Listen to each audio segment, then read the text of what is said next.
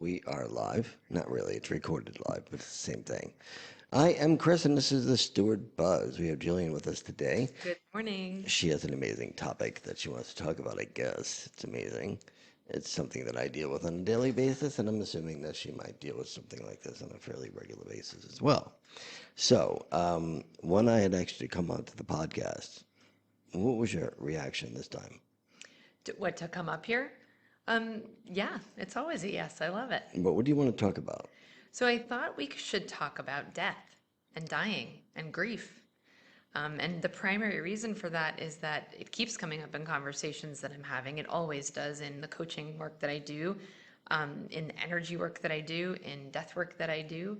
And people don't talk about it. And we make it so taboo. And it's literally one of the most natural parts of our lives. Oh, it's actually the beginning of her life. Yeah. So, although you think it's the end, it's actually the beginning. So, it's just the beginning to a new form of your life. Right. Nobody dies. That's my opinion, anyway. Mm-hmm. So, some of you do life coaching. So, some of your clients come to you with grief. Yes. How do you deal with that?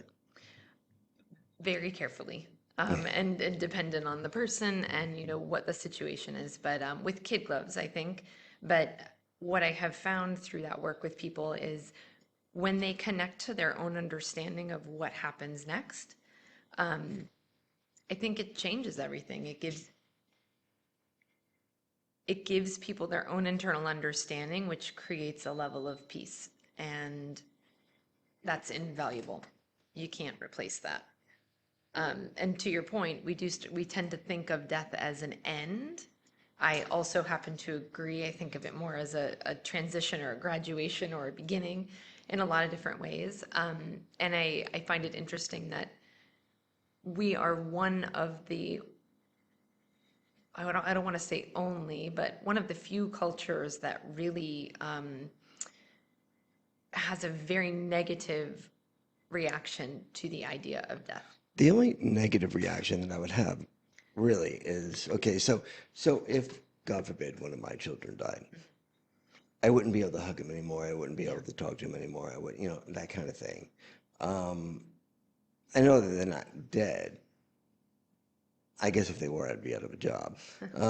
But the missing part, the grieving part, that is actually a natural reaction to humans. It is also a natural reaction to animals. Everybody knows, or most everybody, maybe not the younger crowd, if an elephant dies, the whole herd grieves. And well, you can hear them crying. Yeah, So you can hear them crying.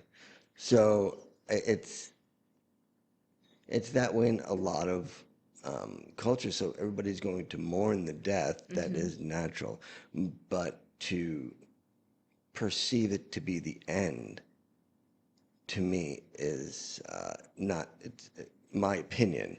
It is not the end. It is the beginning.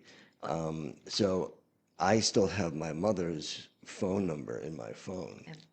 and I still call it, and it goes, "You have reached an unworking number." And then I just talk to my mom. Yeah. I'll text my grandfather sometimes, and apparently someone else has his number now. It's been quite a few years, and I read a story about that, did you? actually. Yeah, somebody was texting their, I think, spouse or father or something like that. And on the anniversary, somebody answered back and said, "Just to let you know, I've been watching your texts. I have the number now." But now they still continue to talk. Yeah. It is very cool. The person who answered mine was incredibly receptive. They were like, "Keep using it if you need to." I love that. I thought that was so sweet. But I think that that's it. It's the finality of it that creates a fear of it, right? It's this idea that it's like this final thing. And you're right. I think grief is more than normal. I think it's necessary. So how do you do when you do life coaching or when you help somebody with grief?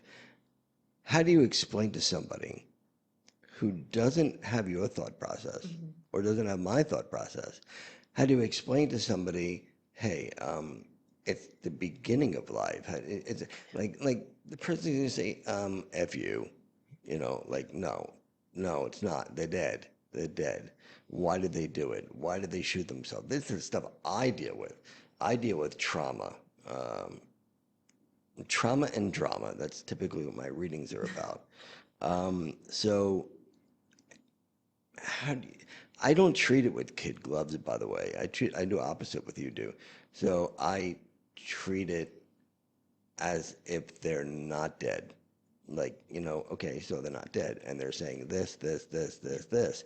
So then they start to realize, well, you can't know that. I Yeah. just walked off of the street. You just told me about the life. You just brought up the names, the dates, the places.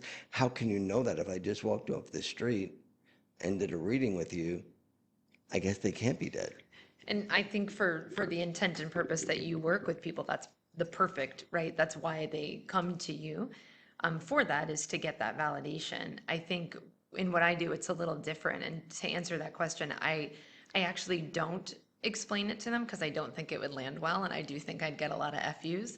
I ask a lot of questions that kind of lead them to their own understanding. Like we've all had experiences with the supernatural, let's call it, right? Paranormal. Paranormal, supernatural, whatever we want to call it, right? Um, but is it abnormal? And you know what I mean? And so what I do is try to lead my clients back to those experiences so that they can reconcile that in their own minds. Like, is this is it that strange? Have I had experiences where are there signs being given to me that maybe I'm so in my grief in the moment that maybe I'm not seeing them, right? There's some people actually, I have found that let me see if I can just raise this a little bit, so that they sort of try to make the signs work for them so they can cope with the grief. So they see a license plate that has the number of their lost one's birthday. Oh my God, that's a sign. You see the cardinal. Oh my God, that's a sign. I'm not saying it's not. I'm not saying it is. I am saying it's a great way to heal and grieve and say, okay, now I understand this. Now I understand this. Have you had a circumstance of somebody passing that that gave you a message to make you feel better? Yeah, I actually just lost my German Shepherd. Was literally my All shadow. right, we can't talk about missing dogs. I He's have like, to, no, because it gave me a sign. I You asked me know a that, but question. like, have you seen a picture of my dog? No, let me Okay, see. I want to show you a picture of mine too.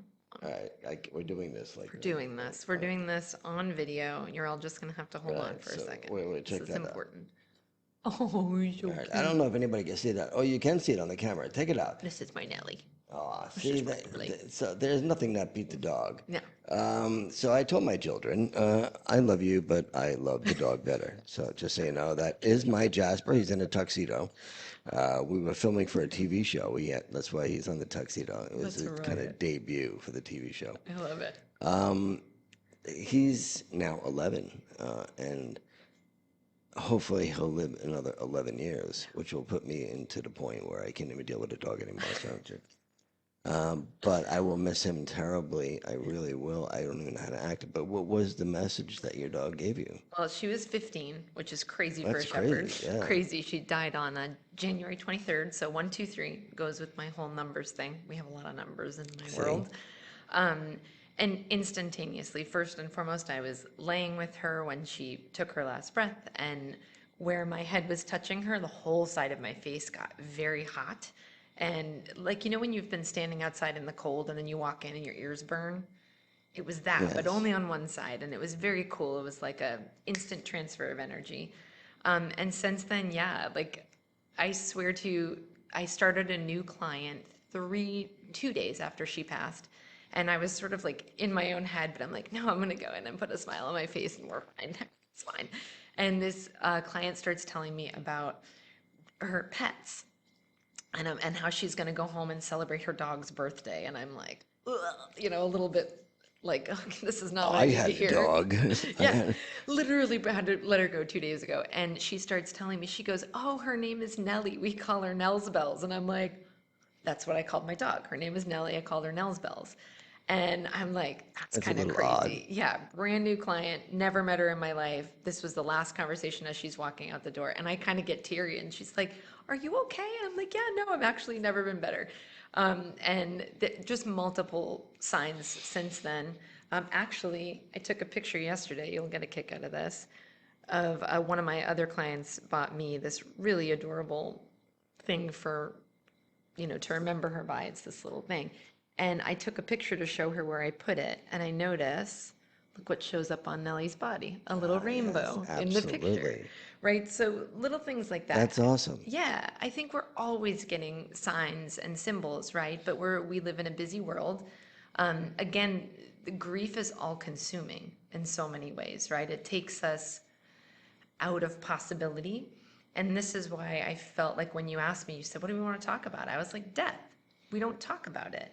And it creates a fear. When you lose your fear of death and not a healthy respect, okay, there's a very big That difference doesn't mean there. that you should go and Yeah. take your life, by the way. And say, Not oh, death is okay? Okay, right. I'm going to do that now so I Not don't in have to the pay my least. taxes. Not in the least. There's a difference between having a respect, right, which with a healthy respect of death also comes a huge appreciation for life and Correct. everything that we get to do here. And like, this is such a kick-ass experience if we let it be, right? But Well, that's when a key word, if we let it be. if we let it be. But when we take that fear and transmute it into healthy respect, right? If we're not afraid of that, what is there to be afraid of? Truly. There's situations that'll make us uncomfortable, right? Well, I But don't necessarily believe in heaven and hell. Like, I don't believe that you go down to the devil and he's got a pitchfork and you're sitting in fire. I don't think that. But, since we live in Florida, it wouldn't be much different than hell anyway, because it is hot in here anyway. So, but I don't believe that we sit on a cloud, and I don't believe that we'll sit in fire.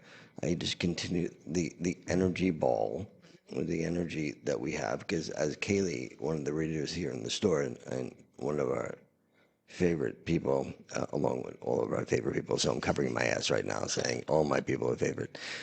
She said this is just a meat suit. yeah, And then when the meat suit goes away, I'm a little bit more blunt from New York. I call it roadkill. So when this roadkill goes away, we still survive and we still move on. Now, what confuses me, because I am a psychic medium, what confuses me is that how do I talk to the little ball of light and how does it give me the messages? I have no clue. I really don't, because I see the person as a person. I don't understand that. I'm sure you do not understand that. I don't plan to understand that. I don't plan to read a book about it. So I just know that there is life after death, yeah, but that doesn't mean that you should be taking your no. life to experiment to see if there's life after death, because you ain't coming back right now. Well, and you're here for a purpose, right? And so Well, that's it. Some people don't have a purpose. I disagree with that. No, some Some people people don't don't know know the their purpose. purpose, So, right? so what I read somebody yesterday. I said, "What is your purpose?" And they said, "I don't know." Yeah. And I think sometimes it's okay to not know, but be in the curiosity of what that is. Be like, cool, I don't know yet. What's really cool is I tell everybody, I said, listen, okay, say you were a geek in this high school here, right? And everybody hated you and punched you in the head all the time, and you were just not popular, right? And then you moved 500 miles away and you're in a new high school. You can be anything you want to be. Yes. You can be Fonzie. You might not know Fonzie because, well, I Fonzie. don't know. You're pretty PJs? young. You're pretty young. What's his real name? No, I do know. I sat on a plane behind him one day. Hold on. Henry Winkler. Right. And what's his real name on the show? Yeah. You got me. Arthur Fonzarelli. So anyway, I also met him in Manhattan when I was working in Manhattan, on Law and Order. He was actually doing an episode of Law and Order. Yeah. So the death thing is so, I'm going to use the word cool because when I sit in front of somebody and I communicate with their past loved ones and I give them messages and they're like, holy shit, there's no way you would know something like that because only him and I know that or her and I know that. And I'm like, wow, that's really cool, isn't it?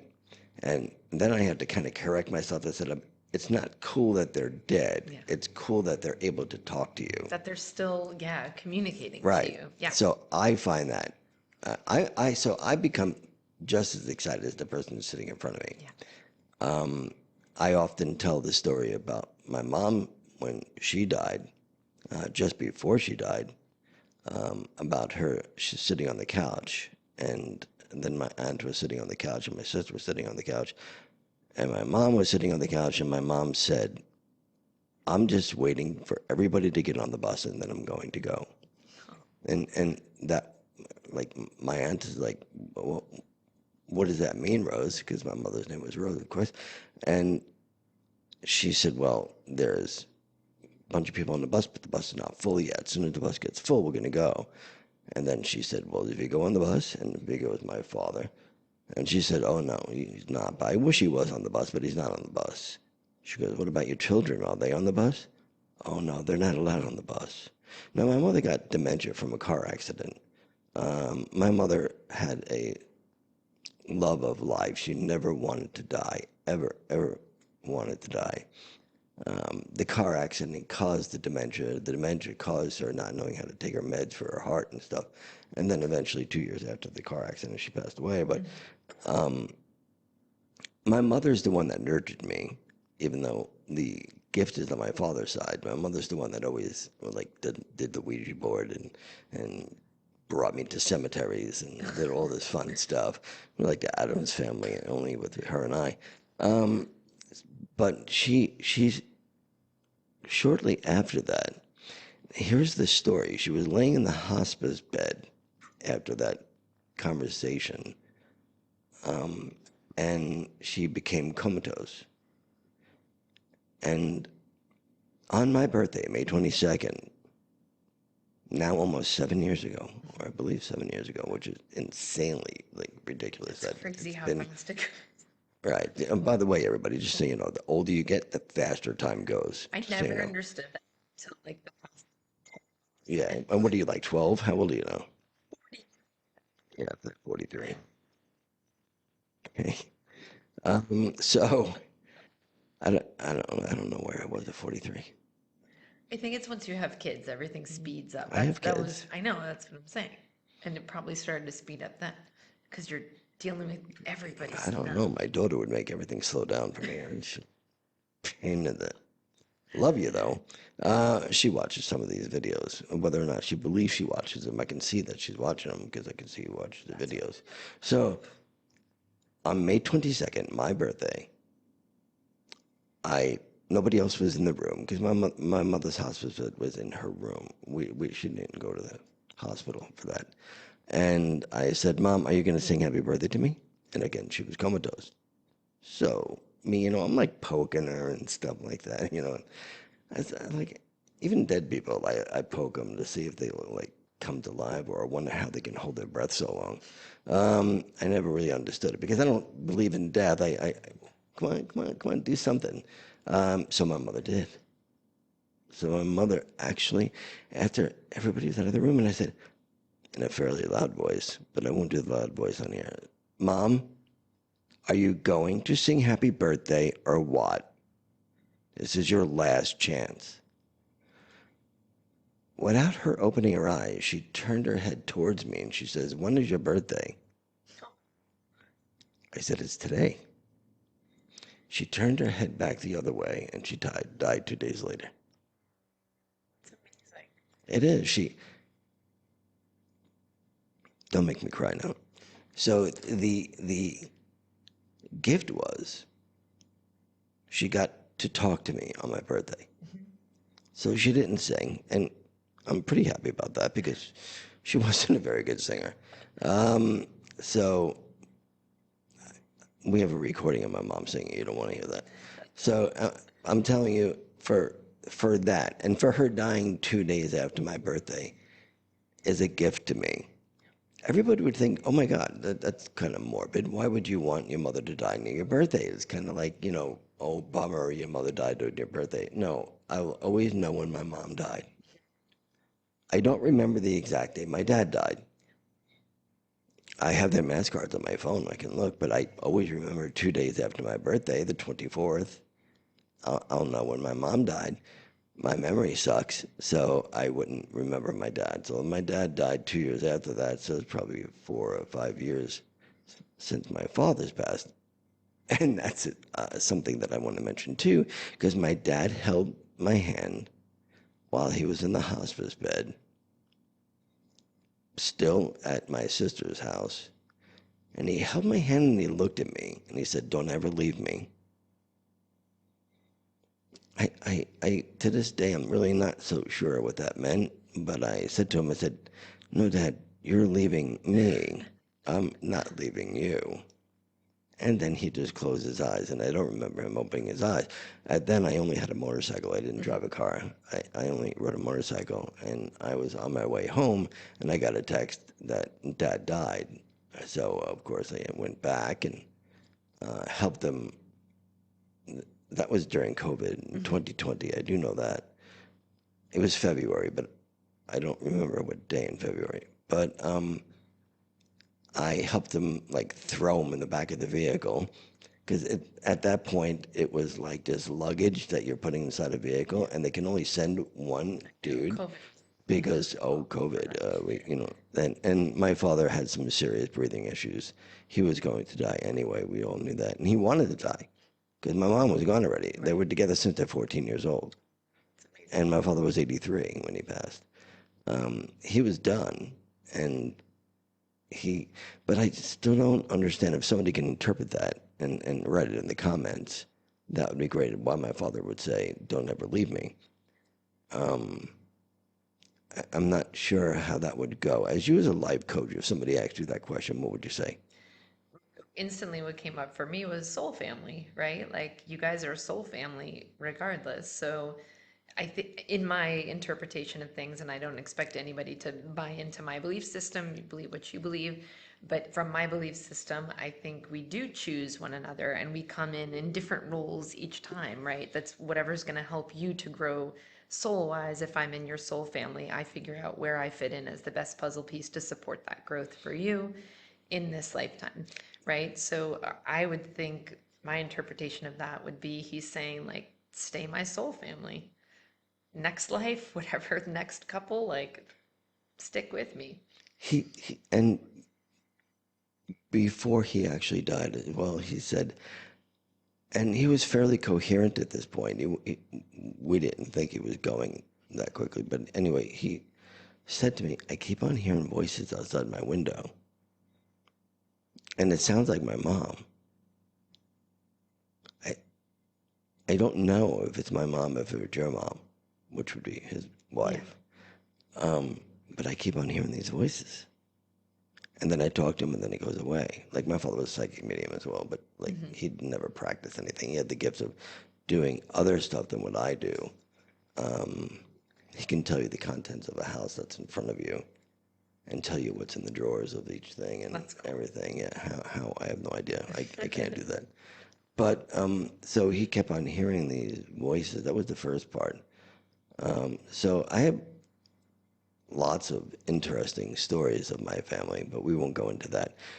Tell me, have you ever had a close family member pass away yet? Since you're 40 something years old, still a child. I've had a lot of interactions with death, and actually, I have a sort of a weird, not morbid or maudlin way, but I have like a little bit of an obsession with death. I've always felt called to death work. I have been able I to, have a Glock over here in case you. no, You're not. smacked him for that one. No, the concept of it and the what happens next, it intrigues me. I think it's fascinating. And I have had that opportunity and been blessed enough to be able to be with people as they pass. And it hasn't, in my experience of it, been as scary as I always thought it might be. It's been kind of beautiful in its own, even some of the uglier scenarios, there's a peace and a beauty to it that I've always found confusing and interesting. And I mean, again, it's such a crazy subject. It's so intangible that it's like it's hard to even put words to it. But go ahead. This cannot be proven, but through things that are put on people's bodies, sensors and stuff like that, when you die, you do not feel pain. So your body shuts down according to the way it needs to shut down in order for you not to feel pain. Protective mechanism, yeah. Yeah, so We're one so thing shuts down wildly first, one intelligent. thing, like God's really cool. Yeah. Like he knew exactly. Think about this. If you don't believe in God, right? Think about this. Every living creature has to pee. They have to go to the bathroom. They have to drink some sort of water. They all have sort of intestines. They usually have two eyes and ears. So we're all somehow creatures and humans, dogs, cats, elephants, everything seems to be connected. Yeah. They all have those same traits. They all do the same thing. Now, I'm really messed up in the head because, like, my dog's going to the bathroom in the morning, right? And then I see another dog going to the bathroom. How do they all know to arch their back in such a way? You know what I'm talking about, right? Yeah. So they all know how to do that. How do they all know to do that? We're wildly intelligent, and our bodies have a wild We're so smart. We're intelligence. stupid, Yeah. though, It will because because we we're only trying to use it. rationalize it Yeah. all, right?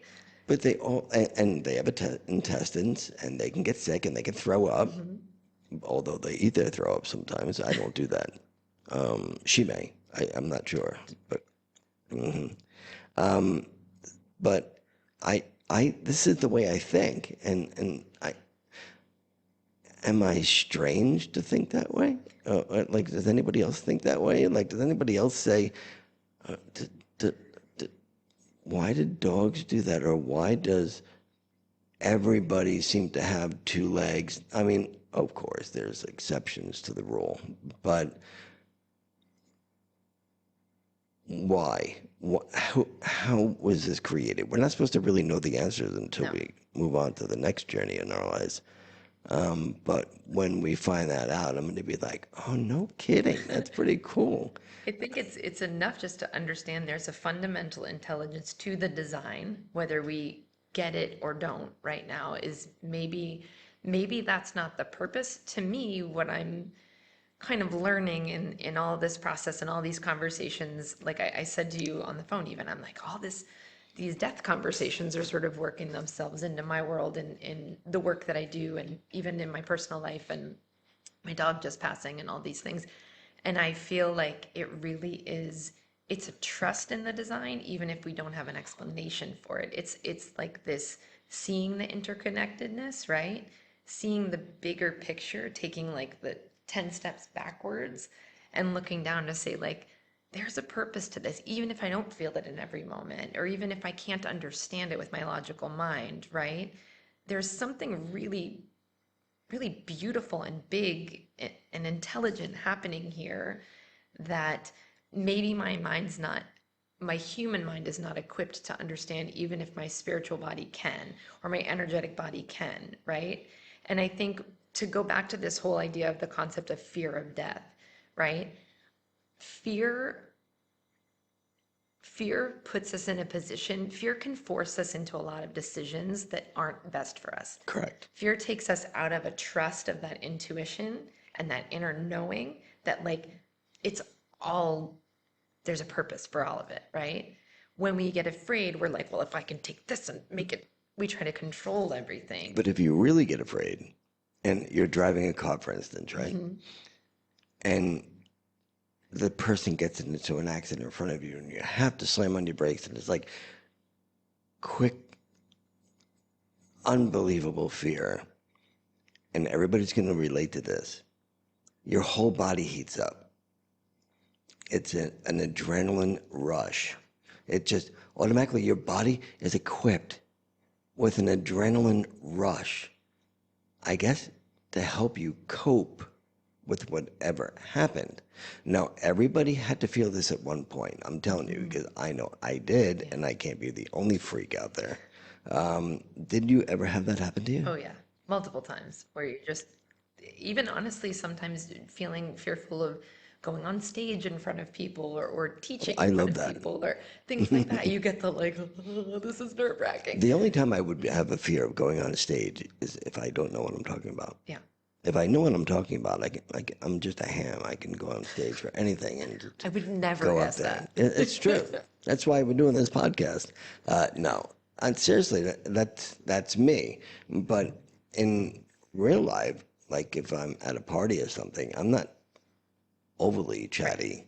I'm a little bit different. But in the store or on the podcast or on TV, that's my personality. But the adrenaline rush is something that God put into us as well. I'm just wondering, when you're passing, does an adrenaline rush hit you first, or doesn't hit you at all? Or you know who knows these things is the hospice nurse.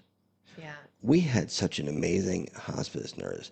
She said, okay, the way the breathing is happening right now and the sounds that seem to be coming from the lungs, she has 3 days. The death And they rattle, they know this call that. stuff. Yeah, it's crazy. I just read a book by a hospice nurse. Oh, I'm blanking on the name of it. It was so good. It was one of those like randomly I was at the library and I'm like, this one looks okay. And I picked it up and it was actually phenomenal. I can't think If of you do know the name of it, let me know so I can put I it will. up I'll there. look it up when I get home, but I can't think of even her name. Hadley something or other. It was so good. And it was just stories about like how she got into it and she's very young or at the time when she wrote the book, she got into the hospice stuff really young, like in her 20s straight out of school and she was the youngest hospice nurse within the group and all that and it's just a really neat like account of her experiences and it was absolutely a phenomenal read. It was amazing. They know, an experienced hospice nurse will know when the person's going to die. And they like that. And I'm going to tell you why, because they feel a sense of pride in helping somebody cross over, and help somebody pass. And no, it's not morbid. It's putting somebody at peace. It's beautiful. It really is. I mean, when my mom died, I took my hand and I pushed her hair to the side and I kissed her forehead. And I said, I'll see you, but not too soon. Yeah. And same thing with my dad. Um, what surprised me though is when I had to pick him up and put him on the gurney with the dude.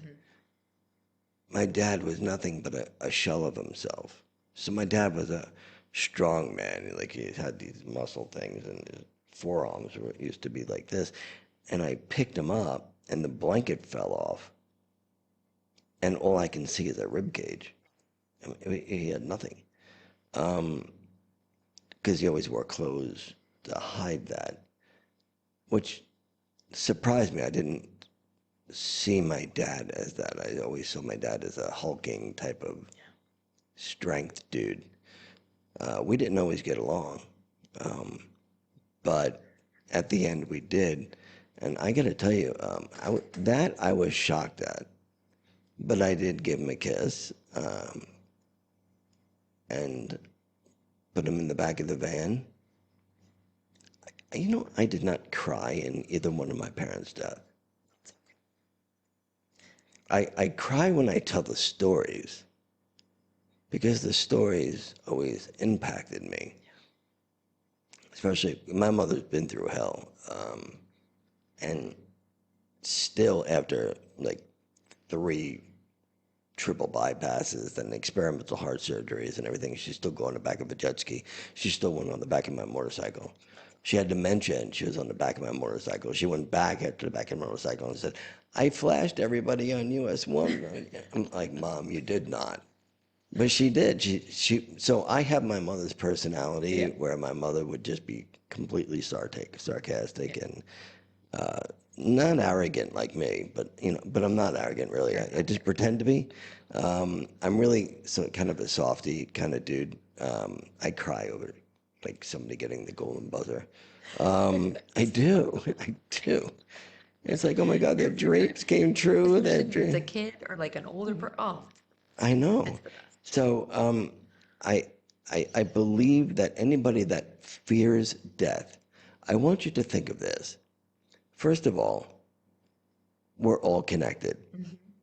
If you're driving down a highway, and this happened to everybody as well, did you ever just happen to look this way and the other person looked directly at you at the same exact time? And then you're like, oh, like had that person know I was going to look over there, and they looked back at the same exact time. So there was a scientific thing that we live in a simulator. Like, who's running the simulator? Are we running the simulator, Maybe or those drones running? collective consciousness, right? So if Are our we do we real? ever leave? I don't know. I I don't know. know, right? It's just It's a meat weird. suit. So, like, are I look at people. I'm so messed up in the head, I think. The are we real conversation, that might be another podcast. What? Because we could go into that. No, but I look at when people are driving, I say to myself, I wonder what it's like to be them. I Or I do wonder that what it's too. like I just want to be able to know what they're thinking while they're driving. You're validating all my oddities right now. I'm like, thank you so much for I, normalizing I'm this. I overthink so many things that it's like I'm such a skeptic of life. I'm skeptic of psychic mediums. I'm a skeptic of most things. So So to me, I'm looking and it's like if we are in a simulator, who the hell is running us? I want to know that. every time. Yeah. Well, that means that when we don't die, we just go into another board game.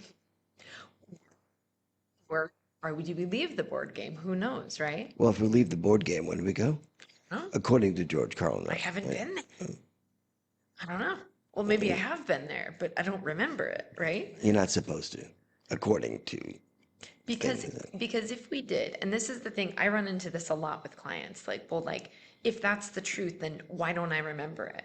Because if you remembered it, you wouldn't Some people want to do. live out the purpose. Some people do, right? Like But there's little kids that actually say the person's oh name, who yeah. they are, and explain what they look like and explain what they did and then they find that in a history book. Yeah. It's crazy. And that's been proven. I mean, that's seriously been proven. And then you got people like Edgar Casey, Yeah.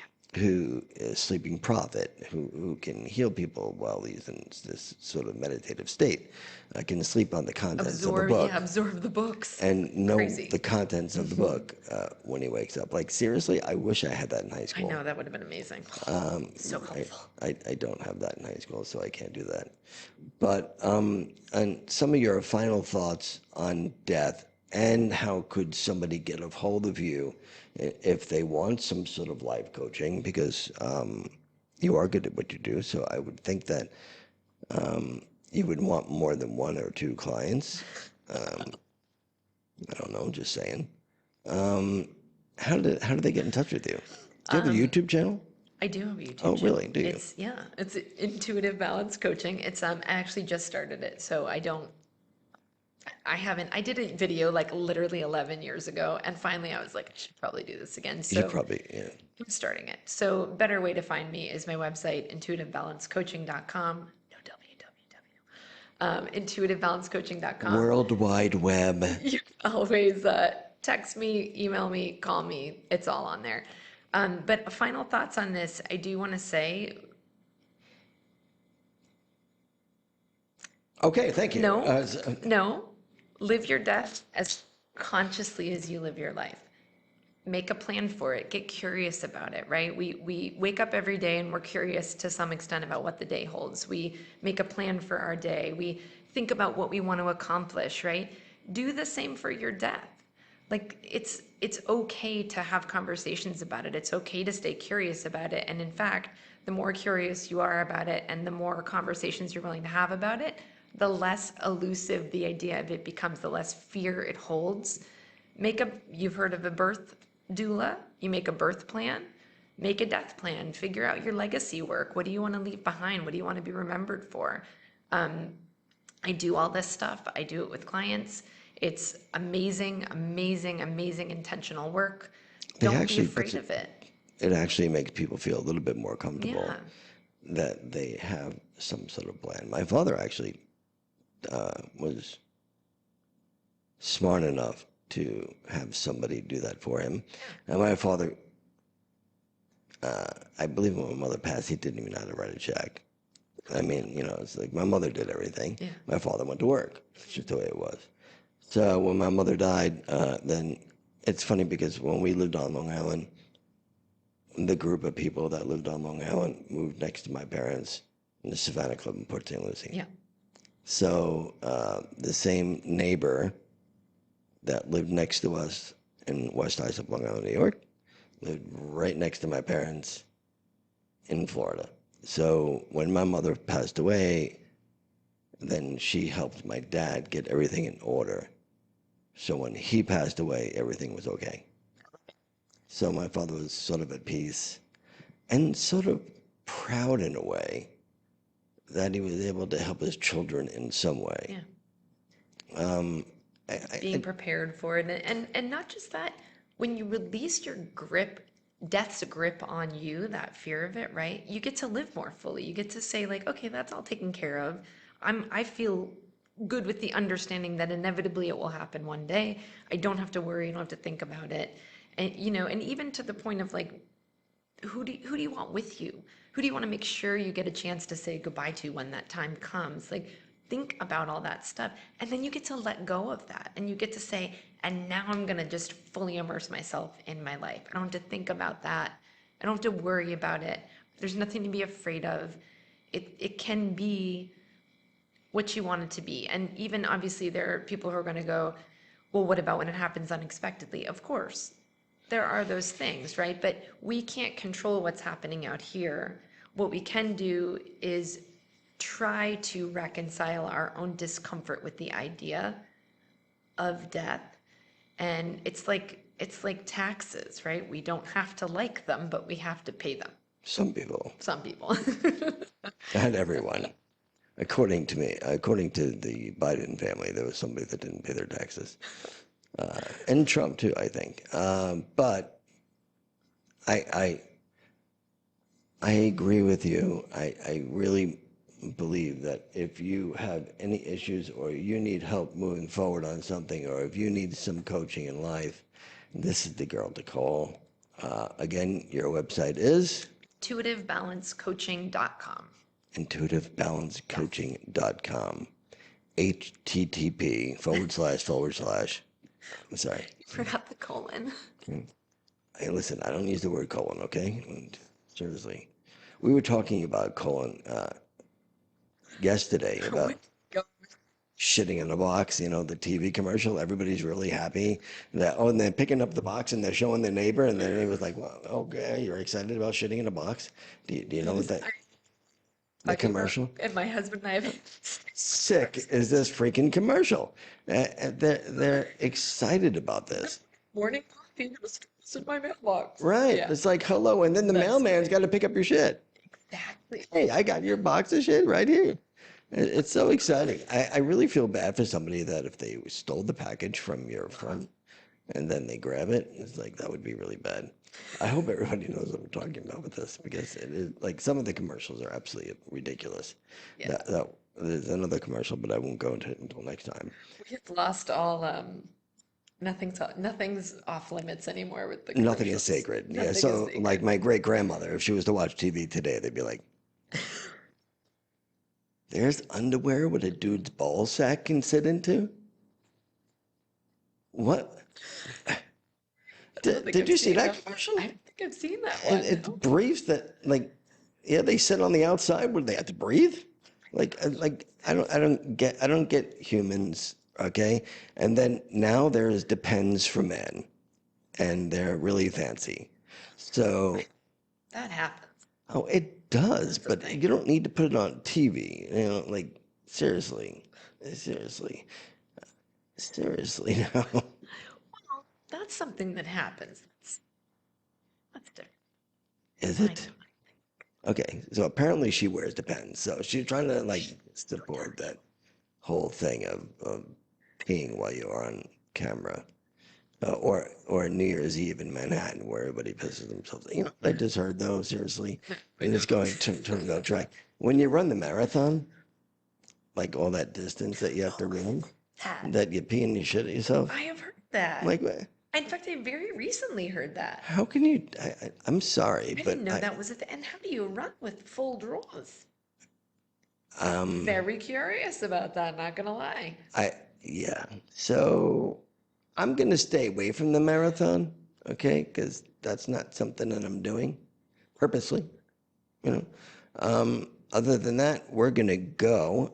Hopefully, we will have another person in a podcast because this lady's very cool, but she can't be here every day. Can't. I would like her to be, but she can't. So we might be on a little bit later. We don't know. Any last questions, young lady? Thank you. This was lovely. I appreciate you having me on, and I love to have conversations about tough things. So it was That good. was tough, but it was good. Yeah. See you later. Bye. Bye.